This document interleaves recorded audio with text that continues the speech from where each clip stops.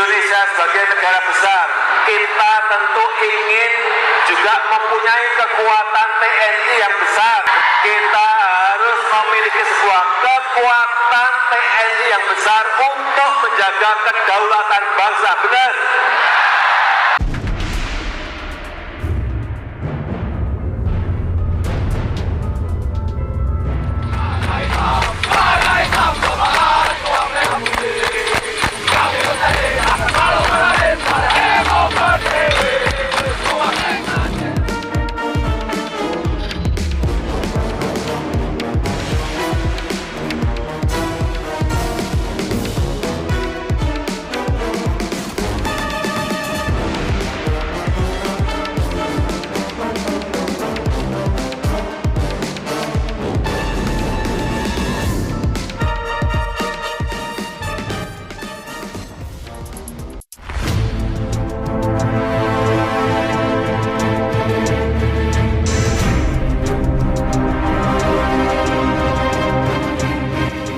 Selamat datang kembali di channel Fakta Militer.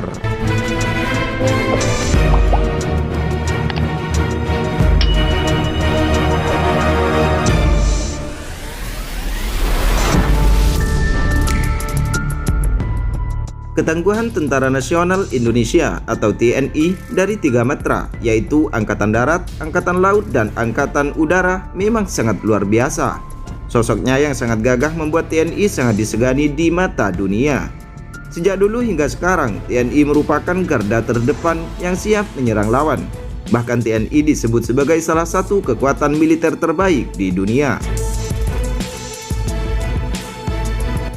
Pada tahun 2020 ini, Global Firepower telah merilis kekuatan militer negara-negara di dunia dan menyebut bahwa kekuatan militer Indonesia berada di posisi ke-16 dari 137 negara di seluruh dunia. Peringkat ini menjadikan militer Indonesia jadi yang nomor 1 di Asia Tenggara, mengungguli Singapura dan Malaysia. Perilisan itu berdasarkan hasil survei yang menggunakan 55 parameter individual untuk menentukan skor power index suatu negara.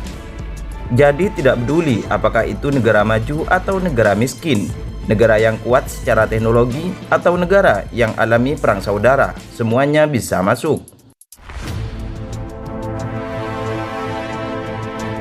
Dan survei ini juga tidak menghitung soal senjata nuklir. Hasilnya ada 137 negara yang diperhitungkan kekuatan militernya. Dan hebatnya Indonesia menempati posisi ke-16 di tahun 2020 ini. Terlihat Indonesia mengantongi Power Index 0,2544 yang dianggap sempurna. Disebutkan juga bahwa Indonesia memiliki lebih dari 800.000 anggota militer. Dari data itu, maka Indonesia masih menjadi negara dengan kekuatan militer terkuat di Asia Tenggara. Bahkan Indonesia berada di atas beberapa negara yang dikenal punya kekuatan militer yang hebat. Contohnya seperti Israel yang berada di posisi ke-16 dan Korea Utara yang berada di urutan ke-25. Menteri Pertahanan Prabowo Subianto bahkan memuji kekuatan militer Indonesia di tengah keterbatasan yang ada. Kondisi alat utama sistem pertahanan atau alutsista Indonesia saat ini disebut sudah lebih maju. Untuk lebih meningkatkan kekuatan tempur, Menhan Prabowo fokus untuk mendatangkan pesawat tempur, kapal, dan radar, termasuk industri peluru dengan mendorong PT Pindad.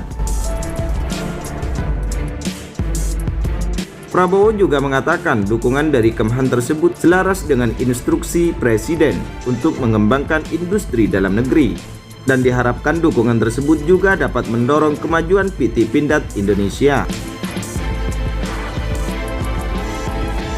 Prabowo optimistis Indonesia akan lebih mandiri di bidang alutsista dalam 5 tahun ke depan.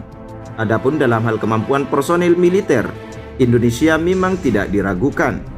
Prajurit TNI memiliki keterampilan dan kemampuan tempur yang sering dipuji oleh banyak negara. Begitupun jumlah alutsista 3 angkatan militer yang ada, Indonesia tergolong besar. Namun kekuatan militer ini belum tentu mencerminkan ketahanan Indonesia tatkala harus menghadapi perang.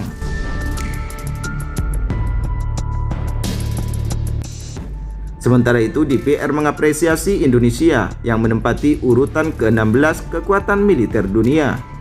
Anggota Komisi 1 DPR, Dev Akbarsah Laksono, menyebut militer dalam negeri lebih mumpuni karena jumlah personil TNI aktif mencapai 400.000 orang dan wilayah yang diamankan pun jauh lebih luas ketimbang negara tetangga.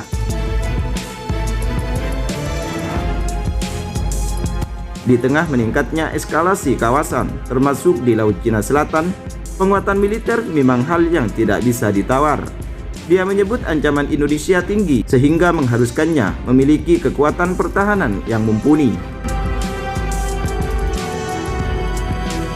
Politikus Partai Golkar ini setuju bahwa jumlah personil dan banyaknya alutsista tidak lantas membuat militer sebuah negara dinilai kuat sehingga mampu menciptakan efek gentar pada lawan. Namun kuncinya adalah modernisasi alutsista. Dia mencontohkan seperti negara Singapura. Meskipun itu negara kecil dan personilnya sedikit, pengadaan alutsista di Singapura lebih cepat dan lebih lengkap. Begitu juga Malaysia yang wilayahnya jauh lebih kecil ketimbang Indonesia. Oleh karena itu dia setuju dengan pandangan bahwa alutsista Indonesia masih perlu dimodernisasi, dilengkapi dan juga ditambah di setiap matra TNI. Begitu juga dengan pelatihan para personil TNI. Kendati demikian, postur pertahanan Indonesia diakui masih memiliki sejumlah kekurangan. Misalnya dari segi anggaran yang masih belum optimal. Pada pembahasan Rencana Kerja Anggaran atau RKA dan Rencana Kerja Pemerintah atau RKP pada tahun 2021, Kementerian Pertahanan mendapatkan pagu indikatif 129 triliun atau mendekati 130 triliun. Namun karena dinilai kurang, Kemhan mengusulkan tambahan sekitar 19 triliun sehingga mencapai 150 triliun. Jumlah ini pun masih jauh dari kebutuhan pertahanan yang sesungguhnya. Komisi 1 DPR mendukung penambahan anggaran untuk Kemenhan karena ancamannya memang nyata. Namun DPR juga memaklumi kemampuan pemerintah yang saat ini tengah dilanda pandemi COVID-19. Nah, gimana menurut kalian? Silahkan komen dan jangan lupa klik subscribe.